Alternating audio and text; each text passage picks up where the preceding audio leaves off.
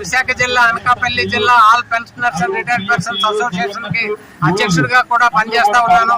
Visakhapatnam steel plant లో 30 నుంచి 40 ఏళ్లు సర్వీస్ చేసి మేము రిటైర్ అయ్యాము. రిటైర్ అయిన 60 ఏళ్ల తర్వాత భార్యకు గాని భర్తకు గాని ఏదైతే 1300 మెడికల్ రియంబర్స్మెంట్ ఉందో దాన్ని ఈ రోజు మేనేజ్మెంట్ 10,000 చేస్తామని చెప్పేసి చెప్పడం చాలా బాధాకరమైన విషయం.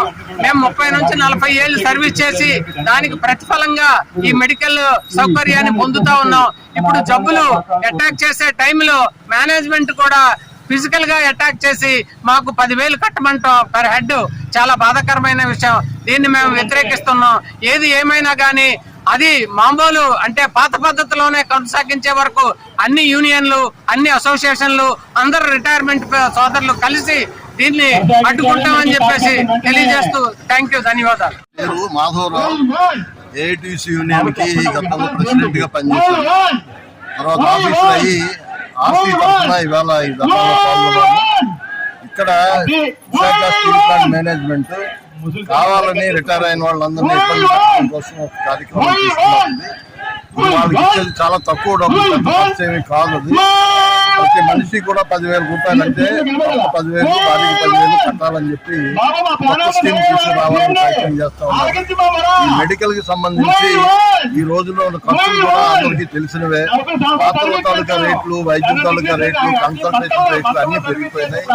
ఒకసారి ఒక మనిషి తీసుకెళ్ళి ఒక కన్సల్టేషన్ వెళ్తే కనీసం 500 రూపాయలు చెల్లించుకోవాల్సిన అవసరం ఉంది. ఇలాంటి పరిస్థితుల్లో నేను 10,000 కట్టమంటం చాలా దుర్మార్గం. అది ఈ యాజమాన్యం దాన్ని పాత పద్ధతిలో కొనసాగించాలని చెప్పి డిమాండ్ చేస్తూ వీళ్ళ ఎగ్జిక్యూటివ్ అసోసియేషన్ కానీ, ట్రేడ్ యూనియన్లు కానీ, మొత్తం రిటైర్ అయిన ఎంప్లాయీస్ అందరూ కూడా ఇవాళ ధర్నా చేయడం అనేది జరుగుతుంది. ఇందులో వాస్తవం ఏమంటే మరి 10,000 కట్టాలంటే ఈవేళ వీళ్ళంతా పెన్షనర్స్ వీళ్ళ డిపార్ట్మెంట్ లాగా గవర్నమెంట్ కంపెనీల లాగా వీళ్ళకి పెన్షన్ ఏమి రావు. ఈపీఎస్ 95 అంటే ఎంప్లాయీస్ పెన్షన్ స్కీమ్ తరఫున 2,000 రూపాయల నుంచి 3,000, 4,000 వచ్చేటటువంటి ఉద్యోగులే ఉన్నారు తప్పితే వాళ్ళకి పెన్షన్ కూడా రాదు.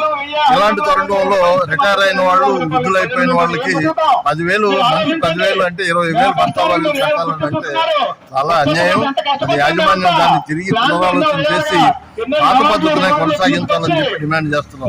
తర్వాత రెండవది, స్టీల్ ప్లాంట్ మేనేజ్మెంట్ కంపెనీ నష్టాల్లో ఉంది కదా, ఇదే మంచి టైం.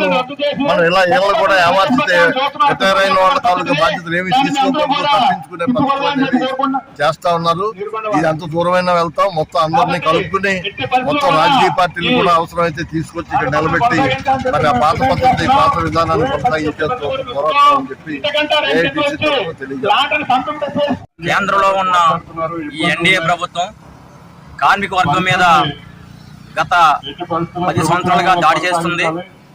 ఆ సందర్భంగానే ఉక్కు కార్మికులకి దేశంలోనే అతి పెద్ద కర్మాగారం, అతి ప్రాముఖ్యమైన ఈ విశాఖపట్నం స్టీల్ ప్లాంట్ లో ఉక్కు కార్మికులకి, ఉద్యోగులకు కానీ గత 4 సంవత్సరాల నుంచి సరైన జీతాలు ఇవ్వకుండా, వేతన ఒప్పందం చేయకుండా రావాల్సిన అలవెన్స్ రద్దు చేసి అయినప్పటికీ కూడా ఈ రోజు కార్మిక వర్గం, ఉద్యోగులు అందరూ కలిపి కష్టపడి పనిచేసి స్టీల్ ప్లాంట్ ని ఉత్పత్తి స్థాయిలో పెంచడం జరిగింది.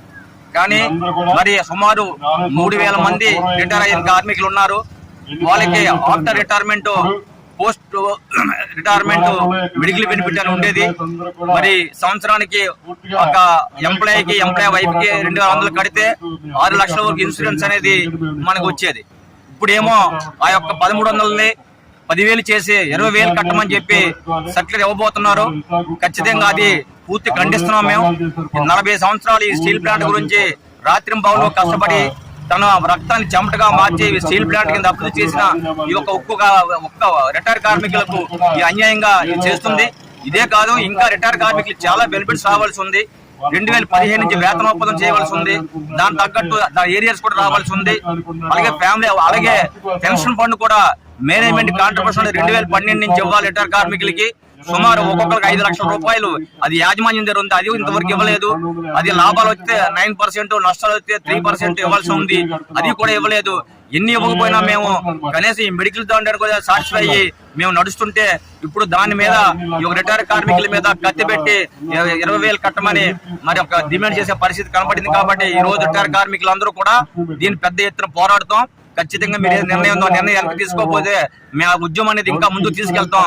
ఇంతవరకు ఈ స్టీల్ ప్లాంట్ కాపాడే ఉద్దేశంతో గత 4 సంవత్సరాలుగా పోరాడి మా బెనిఫిట్స్ అన్ని కూడా, మా ఆర్థికమైన బెనిఫిట్స్ అన్ని కూడా పక్కన పెట్టి స్టీల్ ప్లాంట్ కాపాడుకోవాలి ఒకే ఒక నిర్ణయం తోటి ఈరోజు ముందుకు వెళ్తున్నప్పుడు ఇక్కడ ఉన్న మిస్ మేనేజ్మెంట్ దొంగల్లా పంది కుక్కల్లా తినేశారు, శుభ్రంగా దోపిడీ చేశారు. అలాగే కేంద్ర ప్రభుత్వ నిర్ణయాలకి ఈ యొక్క స్టీల్ ప్లాంట్ నష్టపోయింది తప్ప ఉద్యోగుల వాళ్ళు కానీ కార్మికుల వాళ్ళ కానీ ఎటువంటి నష్టం పోలేదు.